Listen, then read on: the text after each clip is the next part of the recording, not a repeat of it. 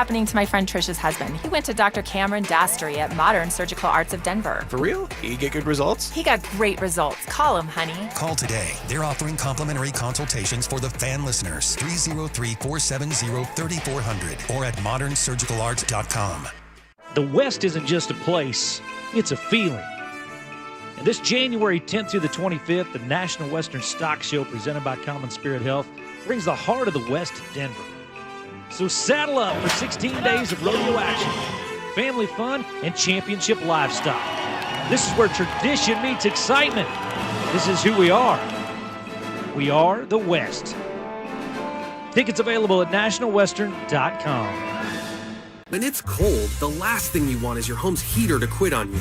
At 1 Hour Heating and Air Conditioning, our team of comfort specialists take the frustration out of the equation. From simple repairs to more complex fixes, we'll get you warm and comfortable quickly. Just call 855-1HOUR or visit onehourair.com.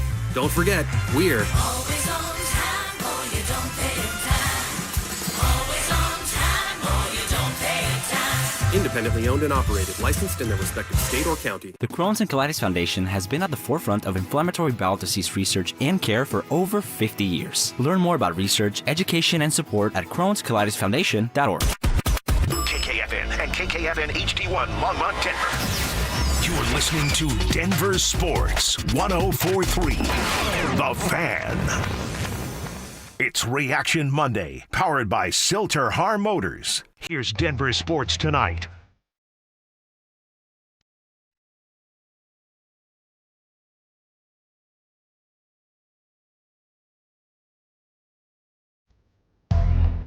Off and rolling Denver Sports Tonight. I'm Dante Gomez. That's Mike Rice. And your Denver Broncos are the #1 seed in the AFC. Official as of yesterday, taking down the Chargers at home down there at Empower Field. Mike, you did postgame for us, so you were locked in. Got the fans' reaction to that yesterday as well. My question for you, and I'm curious what the reaction from the fans were as well, was there more celebration that they finally got that 1 seed locked up and got that weight off their back, or was it more concerns with how the offense looked and the run game? We can dive into it more as we go, but was it more a celebratory note or more concerned? I think it was both. I really do, Dante, and we talked about it last night. I felt weird, like, dissecting all of the faults of a 14-3 team, and yet what we saw in the game was not good offensively, and defensively they got back to where they, I think, wanted to be and felt they should be.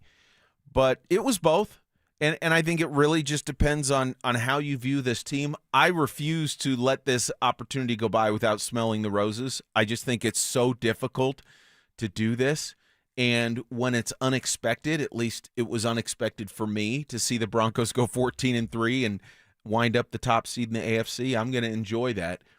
But we've got 2 weeks to talk about the shortcomings and talk about then the matchup next week, whoever they get. But for now, anyway, my primary thought is job well done. Man, what a year for the Broncos. Yeah, a lot of people didn't see it coming. Their win total, I want to say, was 9.5 going into the year. So definitely a fringe playoff team.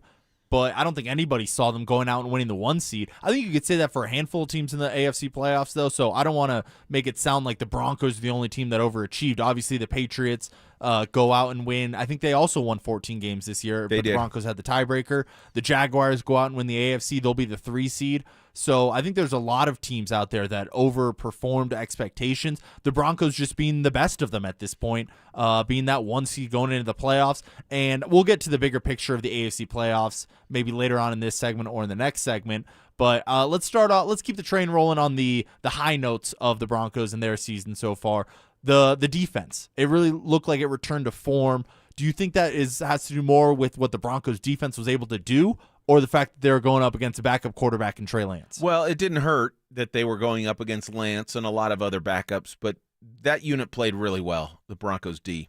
And it was really good to see. They never let Lance get comfortable. Again, I don't know how realistic it is. It wasn't for me to think that he was going to be comfortable and going to be effective throughout the course of the game. It's just a very difficult position to be in, and he hasn't shown himself to be even that kind of backup in his career. So I love what they did defensively. The score by Jaquan, the pick six, was massive and a game-changing play. You don't often see game-changing plays early in a game. You just don't. I mean, there just hasn't been enough back and forth or enough action to call it that. But that clearly, if it wasn't game-changing, which I think it was certainly tone-setting, and it enabled the Broncos, I think, to dictate tempo the rest of the way. I loved what the defense did. Absolutely. How could you not? No, absolutely. And I mean, I think it has to be called a game-changing play. It was the only touchdown of the game. And if the Broncos, defense is doing that, yeah, you have to say it was game-changing at that point. Broncos struggled in the red zone. We'll get to that in a little bit here, but still staying on this defense. Is this something that you believe the momentum will transfer into the playoffs here? You think the 2-week layoff will, halt that momentum? Or do you think, when they're facing a top-end quarterback, which the AFC playoffs is chock full of, we were discussing that one of the commercial breaks here, where you're talking about an AFC playoffs where it might be, Josh Allen, Justin Herbert, Drake May might go out and win the MVP this year. There's a lot of Trevor Lawrence, former number 1 pick. He was kind of the golden boy, just 4 or 5 years ago when he was drafted there. So CJ Stroud, his third playoffs in 3 seasons in the NFL. So a lot of good quarterback play out there. Do you think this is something that this Broncos defense can roll in when they're facing these kind of guys, or will it look more like what we saw when they played the Packers and the Jaguars? I think that this Broncos defense can have great success in the playoffs. Do I think that they can absolutely stifle teams, lesser teams that they were stifling earlier in the season? Probably not. I don't think it's realistic for Josh Allen, for instance, to come in here with the Bills and the Broncos to say, yeah, we're going to hold them to 10, and that's a realistic goal. That would not be realistic for me. That would be where the offense for the Broncos has to pick it up. But I think the Broncos defense will play better than it did from that post-bye stretch where they started in Washington and the Commanders were able to do some things behind Mariota, the backup quarterback, and then other teams in that stretch were able to get some things done. I don't think they're going to struggle to that degree, but this Broncos offense is going to have to score some points in the playoffs. That's what I'm expecting, even though I don't think the defense will be shredded. I don't think that at all. I think the defense is going to be very good in the playoffs and will do what it has done most of the year, which is keep the Broncos in the game. Don't you think it's fair to have that expectation for this Broncos team? They were being compared to the 2015 Broncos defense, in which the defense was able to do that. They go up against Big Ben, they go up against Tom Brady, and they go up against MVP Cam Newton, and they really were able to stifle those quarterbacks and make them look like mediocre quarterbacks in those games. So if they're being compared to the 2015 team, if they're being called the best defense in the NFL this year, is that not a fair expectation to have on them, that they will be the game-changing defense that's holding teams to under 20 points? Well, let me ask you this. If the Jaguars came back in, would you expect the Broncos defense to hold the Jags to 13 points? No, I would say under 24 would be a fair expectation for this team, and I would be a little let down if that wasn't the case. Right, and that's my point. I mean, what the Jaguars have done during their winning streak is score about 33 to 35 points per game. So if you hold them to 24, you've done your job. You've done a good, solid job against an offense that is playing lights out right now. And I think with Josh Allen, I just give him that much respect, even though I don't think the Bills as a group on both sides of the ball are where they have been in the last several years, when it was Allen and his team going up against Mahomes and the Chiefs and that battle. I have so much respect for what Josh Allen can do single-handedly in elevating that offense, that if you hold Josh Allen to 20 to 24 points at home, I think you should stand a pretty good chance to win that game. So I guess I'm just respecting, because I don't believe that there's a team that's head and shoulders above the rest in the AFC. I think you could look at every team and say they're really good here, but they've got questions here. I think you can go right down the list and pretty much apply something along those lines to all of those teams. So I just have too much respect for these other teams, not because I don't believe in the Broncos. I think the Broncos defense could go out and allow the Bills 13 points here. I mean, they are that good. But realistically, the way the season has gone, and especially since the bye week down the stretch, when lesser quarterbacks have done more than that, I'm trying to enter this with a little bit of balance and a little bit of an even keel type of mentality, which is hard because I really, really believe the Broncos can make a deep run, and I hope they do. For that deep run, to me, it has to rely on the defense. I don't think the Broncos are going to go out and win a shootout, or at least maybe multiple shootouts. Maybe you can get by with that in one of the games, but to me, this offense has not been consistent enough, has not been good enough in the red zone.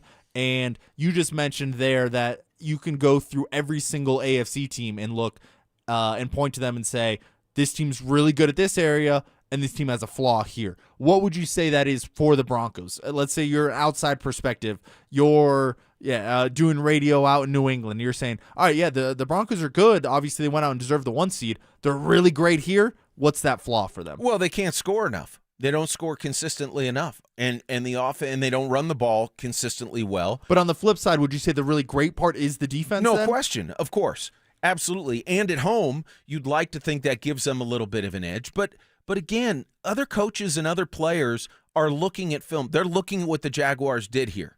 They're looking at the Cowboys put up 24 points here when they weren't that good.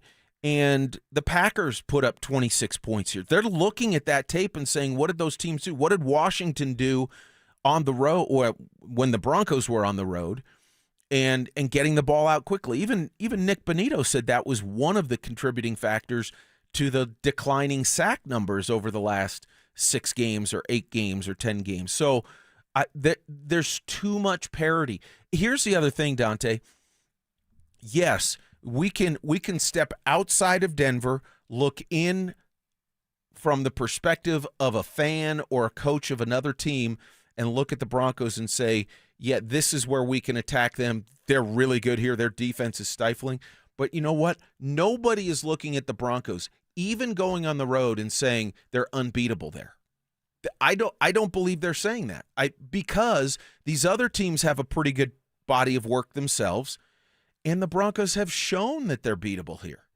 And I think the margin for error, as slim as it is and was through all of these one-possession games for the Broncos this year, I think the margin for error gets even slimmer in the playoffs, don't you? That's just the nature of postseason. Absolutely. I mean, these teams are going to be dialed in on the game plans. Everybody's going to be hyper-focused on what job they need to do. And we've seen offenses come in here and score some points on this Broncos defense. So that's why I'm a little concerned when you're saying, oh, all these other teams are, great in this aspect and have some more question marks here.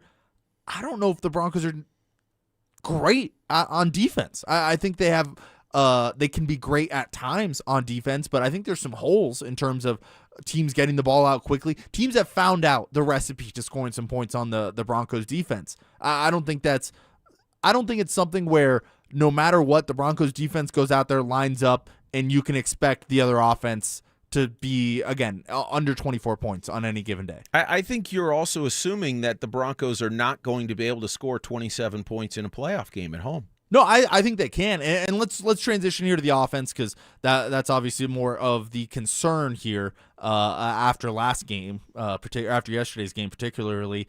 They go out, no offensive touchdowns, a lot of field goals in the red zone. The running back production on the ground wasn't great. Bo Nix was the leading runner. Maybe not at the very end. I think Jaleel might have caught him at the end there. But either way, Bo Nix made up for a lot of the ground game there. What do you chalk up the Broncos' offensive struggles? I can even date it back to the week before against the Chiefs. So let's go the last 2 weeks there. What do you chalk up those struggles to? Well, they've been inconsistent offensively all year. So they sort of, the last 2 weeks and even yesterday, although I make a distinction between the Kansas City and the Chargers game, but they've been inconsistent all year, and they were inconsistent again yesterday. I do believe that Sean's game plan, whatever word you want to use, was more conservative than usual, more vanilla than usual. I just do. And here's what I would say is a couple of factors to that. We didn't see any creativity from the Broncos offensively. We saw And by that, I mean, you didn't see a wrinkle. You didn't see a trick play. You didn't see a misdirection, any kind of counter motion. I mean, very little of that. And how many targets did Bo have beyond 10 yards of the line of scrimmage? 3? I don't know. I mean, I'm genuinely asking. I can't remember that many. Maybe it was a few more. And so I was listening to Stoke this morning. He's like, look, there's no preseason plays and regular and I get that. But there are play calls, and there was nothing to Cortland. There was nothing to Franklin. There was nothing that we've seen Sean try on a regular basis all year. I think the mentality was we think because our defense is going up against a backup quarterback that I'm saying this. I don't know if the Broncos actually thought this. That is going to struggle against our group, that we can get by with less than we would normally try offensively. And I think that showed in the play calls, and ultimately I think it showed in the score. No, I think you're absolutely right. I think once the Broncos got to that 10-point mark, that they were saying, we're good. There's no way this Chargers offense is going down and scoring 10 points on us. That's just how good the defense looked for the Broncos side, and then how bad Trey Lance and the Chargers offense was able to move the ball here. So I think you're right. I think they definitely, Sean Payton got conservative with the play calls. I think that's a fair word for it, but rightfully so. You don't need to go out and show everything. You don't need to risk putting the ball in harm's way with Bo Nix and throwing the ball downfield. You mentioned that there wasn't a lot of Bo Nix throwing it, 10 plus yards down the field there, and there wasn't because they didn't need to. They were able to move the ball from 20 to 20. However, the red zone, I don't know what happens there, because there were drives that were sustained and they were able to get down in the red zone. Obviously, that's how Will Lutz ends up with the amount of field goals that he does. But does the play calling just stops? They just weren't able to move the ball once you get to the red zone. I think that's something that's not specific to this game necessarily, that we've seen all year, that this team has struggled in the red zone. Totally. And I'm not trying to make the case that the Broncos, that they get a pass or that they're a juggernaut offensively. Clearly they're not. I'm just trying to share some of my thoughts about why I think they struggled to the degree they did on offense yesterday. But you're right. In the red zone, I mean, red zone has been sort of this cyclical thing all year, and for the most part, it's been a struggle. There have been flashes where they've gotten some things together, but see, I've gotten past the idea that I'm going to see a Broncos offense that I really want to see this year. I got past that probably 8 games ago, 6 games ago for sure. And then when they were able to, find a way to score 27 against Washington, and I get it, backup quarterback, not a good team, all the qualifiers, but forget the qualifiers. When they were able to then put up some points, Green Bay, Washington, etc., looked good against Jacksonville early in the third, didn't turn out that way, then it's been a pleasant surprise, and it has taken some pressure off the defense. But that's why I think they can win a 21-17 game in the playoffs. I think they can win a 30-27 game in the playoffs. I just don't know. I know this.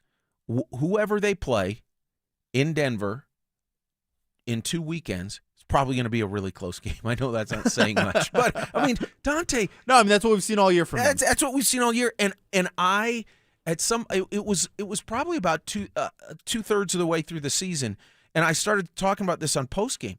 You have to embrace that.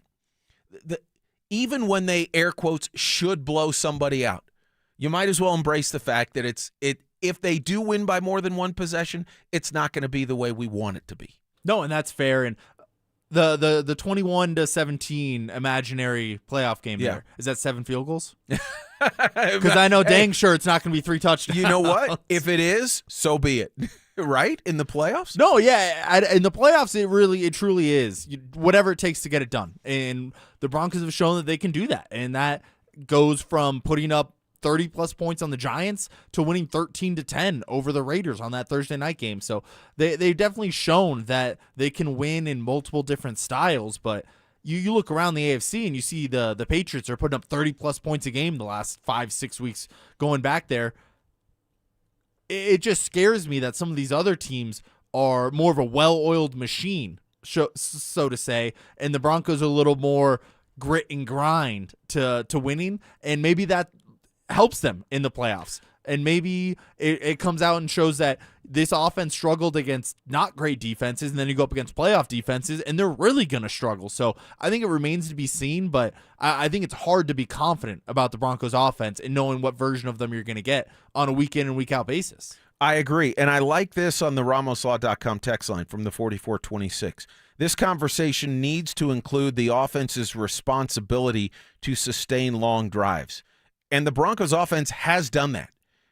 They actually have done that. I mean, I know you want a long drive to result in a touchdown. It goes back to your point about the red zone. They've got to shore that up. And if they shore it up in the playoffs, then all of a sudden things look remarkably different. But the first field goal for the Broncos against the Chargers, 15 plays, 81 yards, and 8:52. Doesn't look like a great drive because they only got 3 points. That's a pretty good drive. Even the third quarter field goal, 7 plays, 52 yards, in 3+ minutes. That's pretty good. Even the last field goal drive, 10 plays, 52 yards, and 5:34.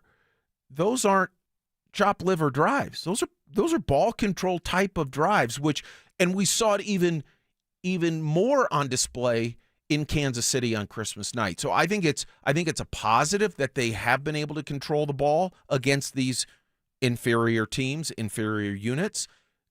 And if they can continue that trend in the playoffs, it's going to bode very well for their chances to win. Yeah, and that's why I don't fully buy that Sean Payton came out with this ultra vanilla game plan, because they were able to move the ball until they got to the red zone. So I don't think Sean Payton's plan was, hey, let's be super vanilla and have my quarterback go out there running with his head off, potentially getting hurt before a playoff run here. I don't think that's what Sean Payton wanted. I think they just truly were unable to score in the red zone. I think you're onto something there. I can agree with you on that, but generally speaking, when I look at what I saw in the entirety of the play calls, again, very few downfield shots, very few opportunities for many of the skill players that we normally see get targets.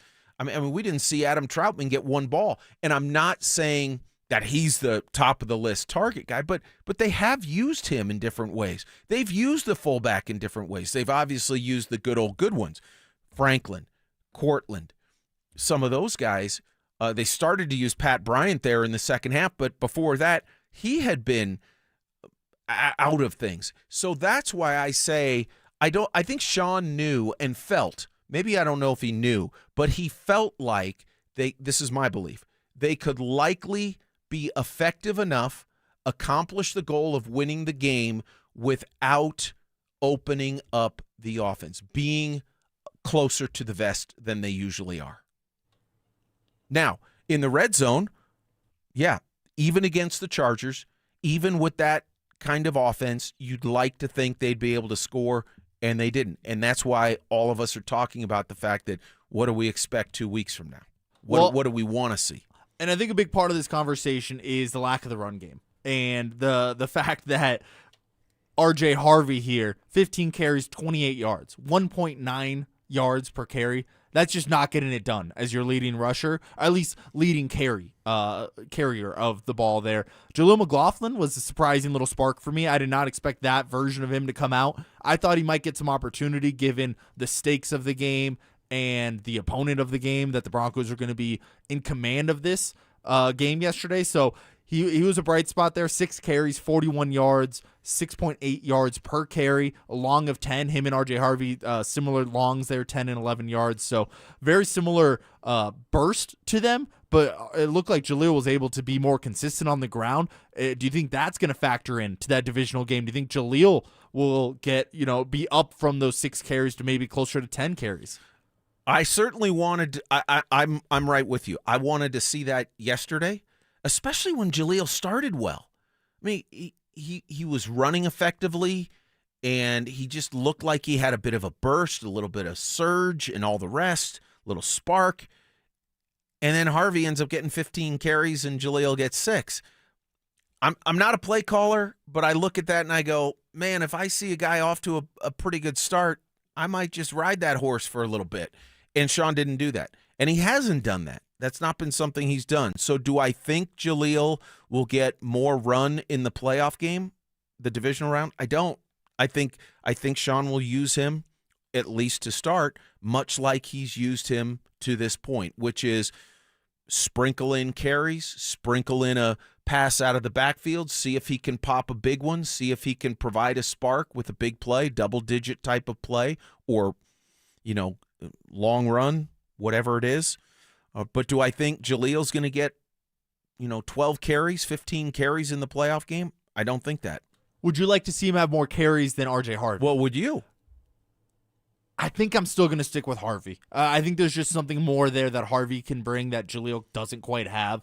And to me, that really comes down to being able to bounce off tackles. I know RJ Harvey didn't do a great job of that yesterday, but he's a little bit bigger, a little thicker than Jaleel McLaughlin is. And the ability to use RJ Harvey in so many different ways, I think, is always a threat. And it worked best when J.K. Dobbins was also out there, so that way RJ Harvey could truly be just an offensive weapon for the Broncos.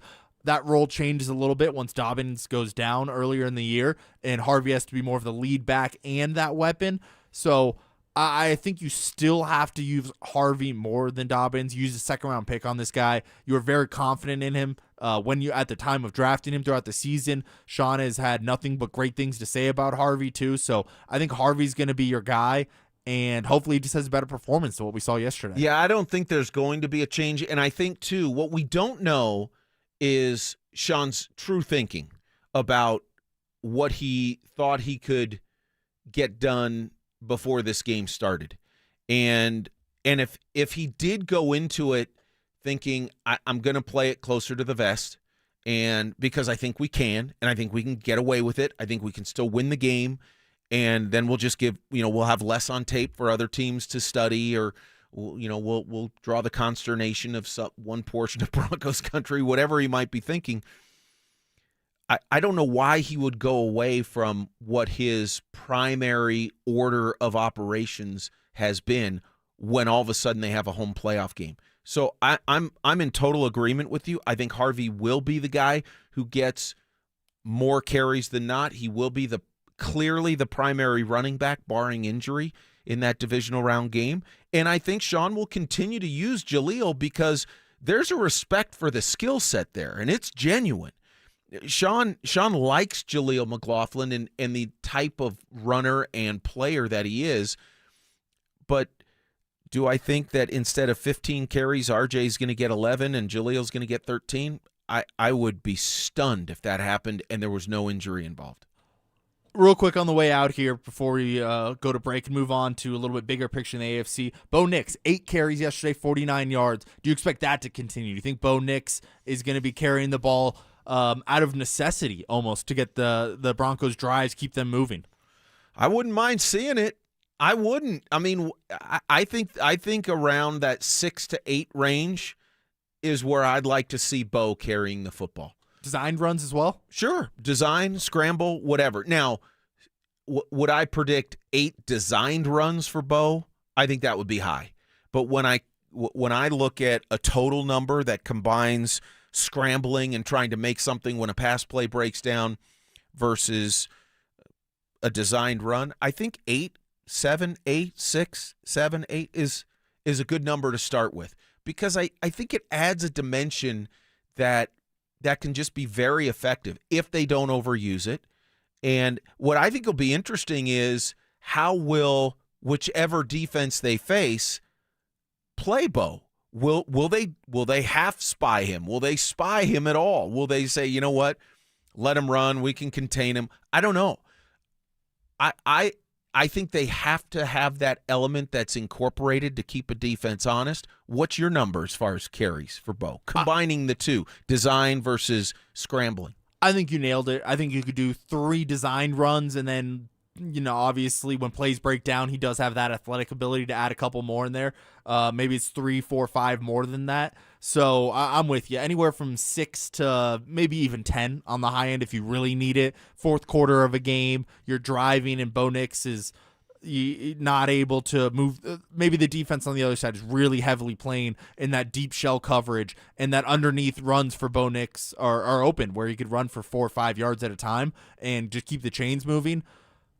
I wouldn't mind seeing it either. I think it adds a level to this offense where you really have to defend every blade of grass when you're going against them. And Bo's a real athlete, so I think you got to use it, especially while he's young, and he does have those the wheels that he has right now. So, all right, we'll take a step back here. That was our deep dive into the Broncos, reacting to yesterday's game. We will take a bigger look at the AFC playoff picture in general on the other side.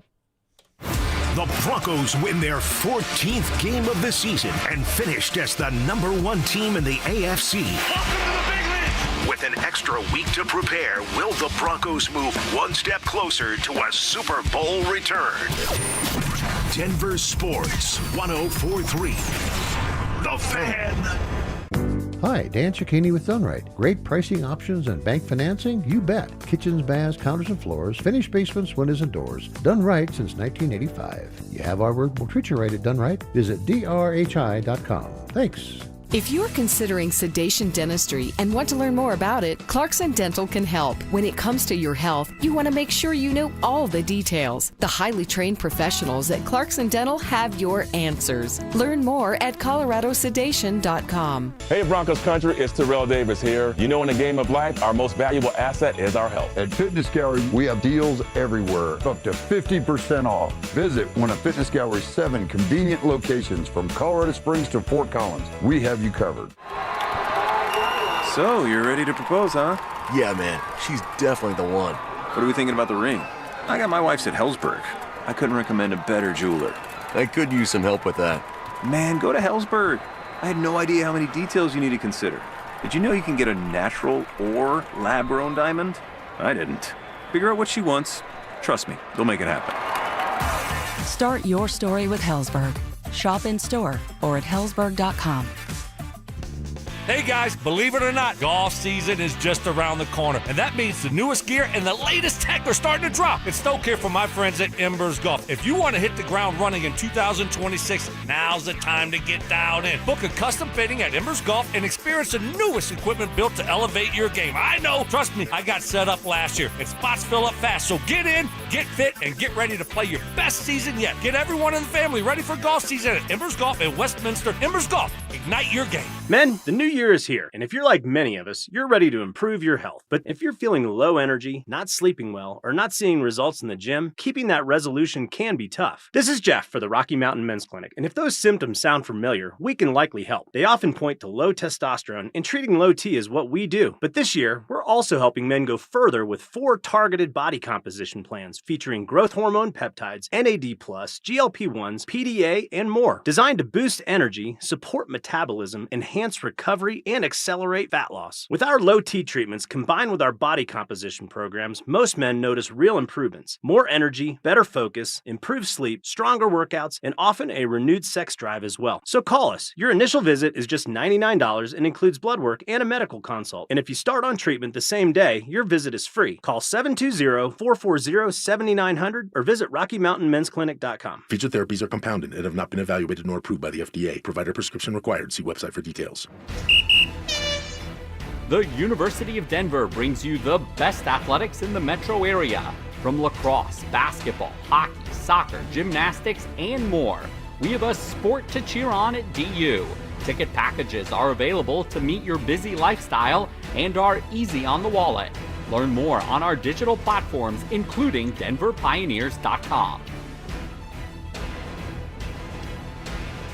2026 is shaping up to be an amazing year to buy a home in Colorado. If you've been dreaming about getting into your first place, upgrading for more space, or downsizing for a simpler lifestyle, now is a smart time to start planning. And the first step is easy. Get pre-approved. With American Financing, you can get it done in 24 hours or less, so you'll know exactly what you can afford before you start shopping. Rates have been dropping, home prices are steady, and more homes are hitting the market. You could score the right home at the right price and lock in a monthly payment that fits your budget without stretching yourself thin. And unlike renting, every payment you make goes toward your future, not your landlord's. And here's a misconception we'd love to bust. You do not need 20% down. Many buyers purchase with as little as 3% down. So if homeownership is on your 2026 goals list, let's make it happen. Call American Financing, Colorado's home for home loans at 303-695-7000. That's 303-695-7000, or visit them online at americanfinancing.net. NMLS 1823334, NMLSconsumeraccess.org. HelloFresh helps you cook fresh, delicious, wholesome meals every weeknight for a healthier you in each bite.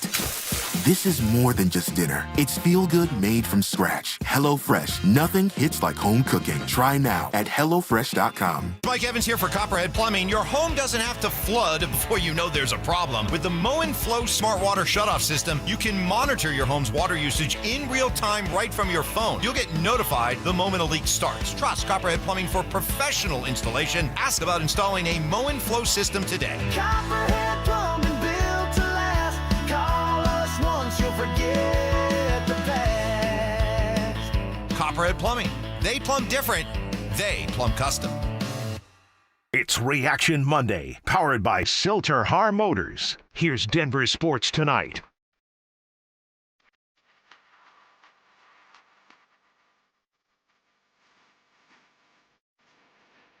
It is Reaction Monday. I'm your host, Dante Gomez. With me riding shotgun, Mike Rice, reacting to a Broncos win and sealing that number one seed in the AFC. The wide open AFC is what we referred to it earlier in the previous segment here. And I have a question for you, Mike, that might speak to how open the AFC is here. If I gave you the opportunity to pick two AFC teams, okay, versus the field, you can pick whatever two AFC teams you want. Oh, man. One, who would those two teams be? And would you rather take the field, or would you rather split it up to give me those two teams and I trust those guys? One of them will be representing the AFC. So we're talking about getting to the Super Bowl. Correct. Getting to the Super Bowl. Getting out of the AFC and to Super Bowl 60 in Santa Clara. Well, look, I mean, I'm in Broncos country. I want to see them get it done. I think they can get it done. They've got 2 home games to get it done. I got to go Broncos as one of those teams. Okay, call me a homer if you want. I really don't care. I think there's a lot of good, solid reasons based on the body of work and the situation that they're in. I mean, if you really can't pick the number one seed, I don't care who it is, then you're either just maybe just don't like that team. I don't know. I think that's a huge part of things. If I had to pick, that's a really good question, Dante. My first thought was the Jaguars or the Bills. So I'll take the winner of that game. No. I'll go Jaguars. Jaguars and Broncos. And the reason I picked the Jags is because they're playing so well right now. They're incredibly hot. And they're playing great offensively. They've won 8 in a row overall. Defense has been doing enough. I'm not sure I would call it a dominating defense, but given the way the offense is playing, I'll go with the hot team and the number one seed.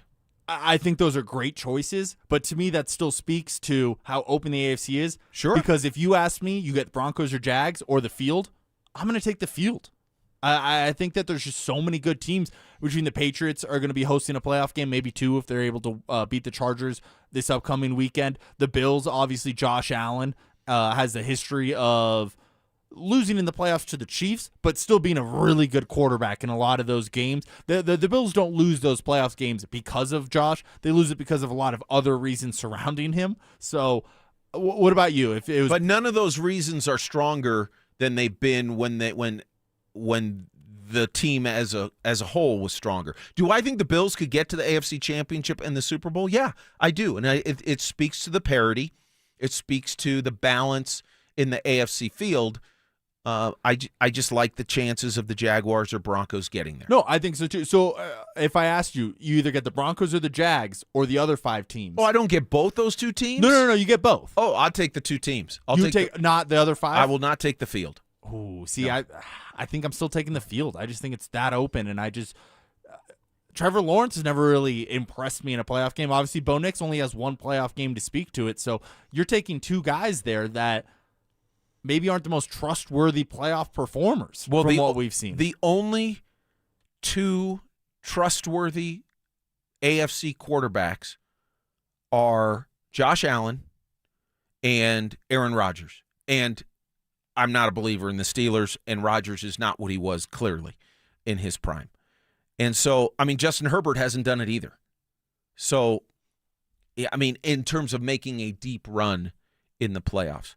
So, really, that's primarily the field. I don't believe in the Steelers. I don't think they have the group to get there. There's a team we haven't named yet that you were very high on the last couple of weeks that we've talked about it.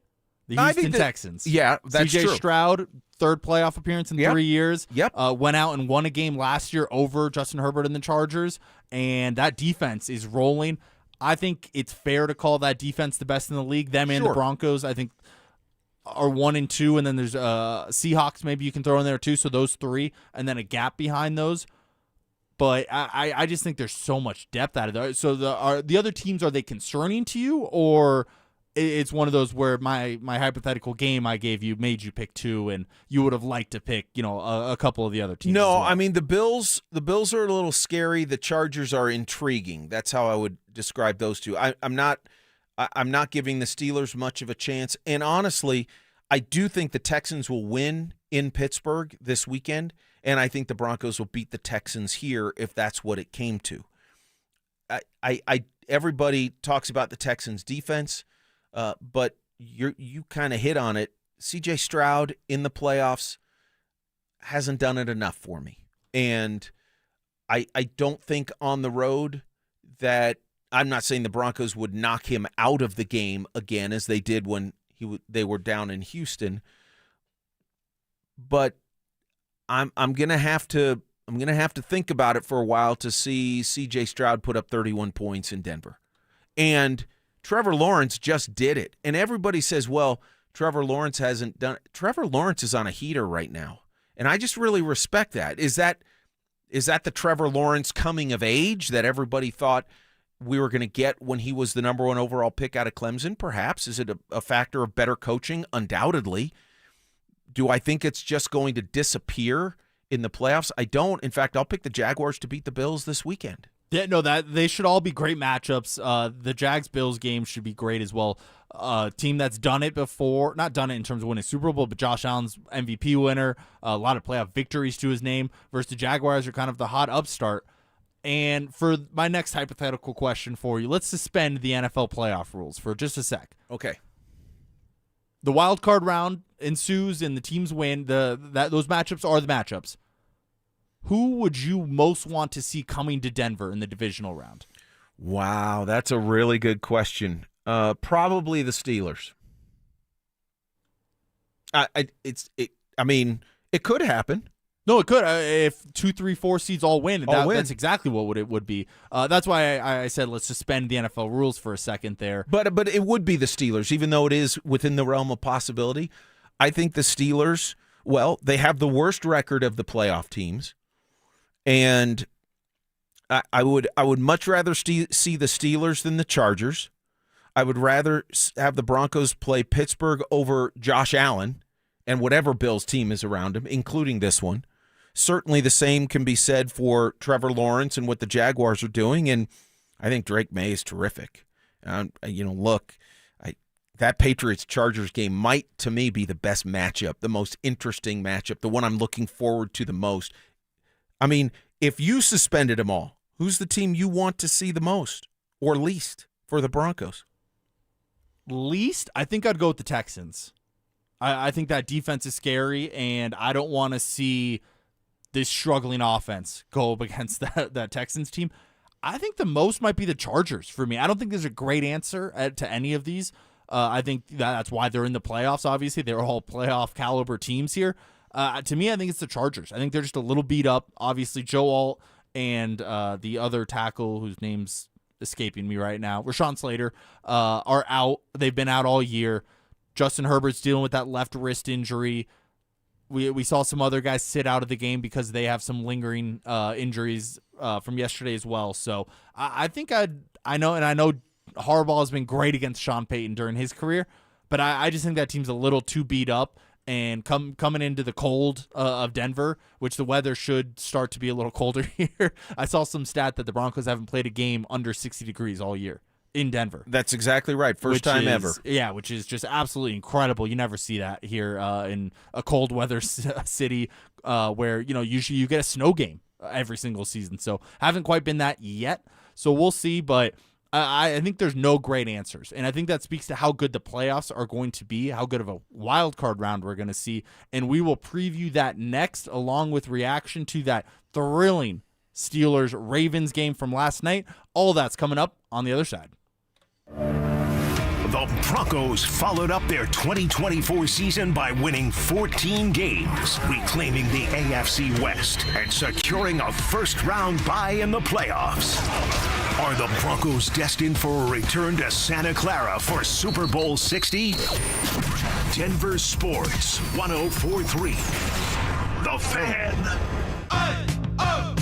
Let's go! You're still grooving, still connecting, still loving, still turning up, still thriving. You still got it, but your immune system, it weakens as you age. That's where vaccines come in. They help train and strengthen your immune response to fight off respiratory illnesses like flu, pneumococcal pneumonia, RSV, or COVID-19. Ask your doctor or pharmacist which vaccines you need. Book in minutes at vaxassist.com. Sponsored by Pfizer. With the new IHOP value menu, $6 is all it takes to go to your happy place, where stacks of pancakes with bacon and eggs are just $6 every day. French toast, sausage, and eggs are, you guessed it, $6. And fluffy omelets come with a side of pancakes and only cost $6. Go to your happy plates every day at IHOP.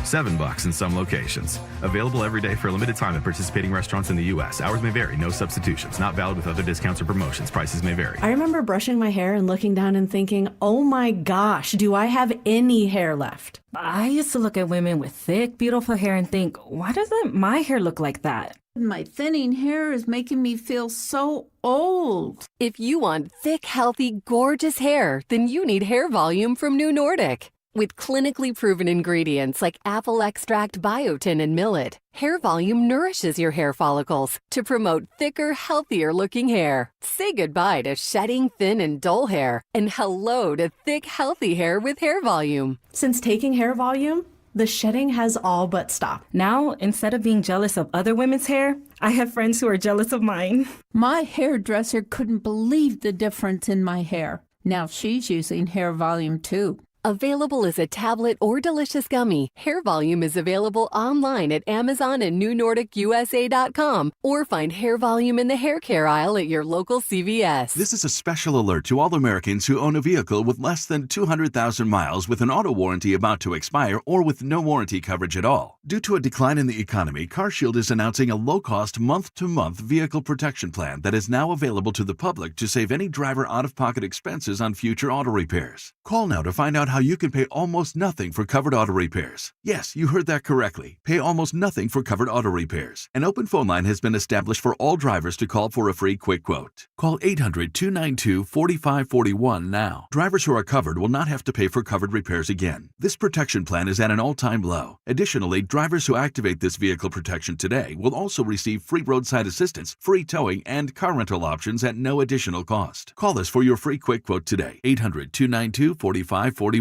That's 800-292-4541. What do you have to lose? Call 800-292-4541. Again, 800-292-4541. You gave years, maybe decades to your job. You showed up, worked hard, and planned for retirement. But now, the company's changed. Or maybe you've taken a buyout or been forced into early retirement. So, what happens next? I'm Jeff Jr., founder of Trajan Wealth. And if you've built up a 401k or thrift savings plan, now is the time to ask, is that money really working for you? Many workplace retirement plans offer limited options and even less guidance. At Trajan Wealth, we help people just like you roll over their accounts into IRAs with more flexibility and personalized investment strategies built around your goals. For households with $500,000 or more, let us build you a personalized plan. We operate on veteran values, service, trust, and doing what's right. Your next chapter starts now. Call Trajan today, 720-204-8100. That's 720-204-8100. Advisory services offered through Trajan Wealth, LLC, an SEC-registered investment advisor. See website for details. Men, it's the new year, and for many of us, it's a time of deciding to make positive changes in our lives. This is Jeff for the Rocky Mountain Men's Clinic, and if you're suffering with erectile dysfunction and are tired of the frustration and embarrassment ED causes, you should call the Rocky Mountain Men's Clinic today, because there probably isn't a better resolution you can make than to be done with ED. You see, ED doesn't just affect you, it can also affect your partner, even if they don't talk about it. But here's some great news. If you're like most guys, the treatments at the Rocky Mountain Men's Clinic will give you back your sex life, because our protocols have success rates that work in well over 90% of cases. Seriously, you might even find you're performing like you haven't in years. So, make an appointment and get ED out of your life. Your initial visit is only $99 and includes blood work, a medical consult, and if medically advised, a test dose. And if that test dose doesn't work in the office, your visit is free. Call 720-440-7900 or go to RockyMountainMen'sClinic.com. That's RockyMountainMen'sClinic.com. We have 5 offices across the Front Range to serve you. Get ready for every Broncos game with Super Bowl 50 champion Brandon Marshall as he joins the drive every Friday afternoon at 4:45 exclusively on Denver Sports 104.3 The Fan. Thanks to Corwin Toyota Boulder. Denver Sports 104.3 The Fan. DenverSports.com and the Denver Sports app. It's Reaction Monday, powered by Silter-Har Motors. Here's Denver Sports Tonight. Denver Sports Tonight, wrapping up your Reaction Monday. Broncos clinch that number 1 seed in the AFC. Will be on a bye next weekend as the wild card round gets underway. But, Mike, what a time to be a sports fan. We have tonight, starting with tonight, FCS Championship, Montana State taking on Illinois State out there in Nashville, out of Vanderbilt's new football stadium. But from Thursday to Monday, we just have great football game after great football game. Gets underway with Miami taking on Ole Miss in the Fiesta Bowl, college football playoff semifinal there. Miami, the 3.5-point favorite. Followed up with Friday, we have the Peach Bowl with number 1 Indiana taking on Oregon. Indiana also a 3.5-point favorite in that game. And that rides you right into Saturday, where we have 2 games on the weekend, or on the day. Rams-Panthers at the 2:30 game, and the 3rd edition this season between the Bears and Packers Saturday Night Football. Sunday, we got Bills-Jaguars, followed by Niners-Eagles, rematch of the NFC Championship game from just a couple years ago. Wrap it up with Chargers-Patriots. And Monday, we get a little extra treat on the week with Steelers-Texans. Speaking of the Steelers, how great was that game last night? Steelers-Ravens goes down to the wire. Steelers miss an extra point to make it a 2-point game, and the Ravens could not take advantage on that last drive. Missed field goal by their own kicker there, Tyler Swoop. What were your thoughts from last night's game? Seeing Aaron Rodgers go on that 2-minute drill like we've seen 100 times before. Yeah, Rodgers was great. Lamar was great, but maybe it's just I'm getting soft in my old age. I'm his softy Mike over here, but I felt so bad for Tyler Loop. I mean, the kid he just mishit it, Dante. He didn't miss it. He missed it badly. And it was not close, and I felt so bad for the kid. I just did. But it was a tremendous finish. I didn't have a dog in the hunt, so I really wasn't rooting for either team. But man, I don't mind having Lamar Jackson watch the playoffs at home. I really don't. I'm not sure. I think a Baltimore Texans game will be more interesting than a Steelers-Texans game. Would you subscribe to that? I think either way, it would be interesting. Obviously, the Texans have that great defense, and Steelers night games, Ravens night games, that Monday night slot. I think Pittsburgh's going to be rocking in that game. I expect it to be more of a slugfest, but I'm excited to see Aaron Rodgers. One potentially last playoff run here for him. Has hinted at maybe retiring at the end of the year. So I'm excited that we get to see such great quarterback play out of him. I mean, all of last night, making adjustments at the line, and obviously he doesn't beat you with his athleticism anymore. It's really his mind and his ability to diagnose what the defense is doing. I mean, if you're a football fan, I think that's just what you want to see out there. It's not Lamar Jackson hurdling over guys and juking guys out. It's a very different style of football than that, but to me, just as enjoyable to watch. And you can see it when a play misfires and a guy isn't where he's supposed to be. Rodgers lets him know, and he is on that kind of stuff. Which he's been a great quarterback his whole career. Once that career got rolling. And you're right. He knows exactly where guys need to be and where he wants them to be. I think he's playing hurt. I think he's gutting it out. I think that left hand is really problematic for him. I think so too. Well, let's turn over to the weekend in NFL, college football. What game stands out to you the most? What game are you like, no matter what other plans I have over the weekend, I have to be sitting on the couch watching this game? You talking NFL or CFP? Either. Anywhere from Thursday to Monday. You can do your top 2 games. Let's do that. All right. Well, I do want to watch Oregon and Indiana. I think Indiana's going to win, but I love Kurt Cignetti. I love the Hoosiers. I love Mendoza, and they keep just dominating in ways that other teams try but haven't been able to do it. Maybe Miami in the playoffs, but I think that's going to be good. And in the NFL, I'm really intrigued by that Patriots-Chargers game. That's one I want to see because I think the Chargers have a real shot to win that game. I just don't. I mean, the Chargers D has been pretty darn good, and yet do they have enough against the young guy, Drake May? I think Drake May is going to be a fantastic quarterback through his career. Who you got, your 2? I think so, too. I did not expect you to go with the Chargers-Patriots. That was going to be one of mine. I will tag on yours. We can go get a beer and watch it together, man. we could. Oregon, Indiana, though. I'm with you. I think that could be the 2 best teams in college football facing off again for the second time. They faced off earlier in Eugene, maybe like October, November time. So I think that'll be great. Dan Lanning, to me, is one of the top coaches in college football. Kirk Zinetti's proven to also be a top football or coach in the country as well. So I think that'll be great. And then I want to see, they're all just such great matchups. I'll go Bears-Packers, third time. Yeah. I think both those games have been really fun. I don't know if either team necessarily has a run in them to go to the Super Bowl, but I think that game will be very entertaining. NFC North football, it's always fun. The rivalry game like that, always good to get those. Caleb Williams, first playoff action. I'm excited to see how he does too. So should be a great weekend if you're a football fan out there. That'll do it for me and Mike. I appreciate everyone out there listening. We'll be back tomorrow at 6 with Will Peterson.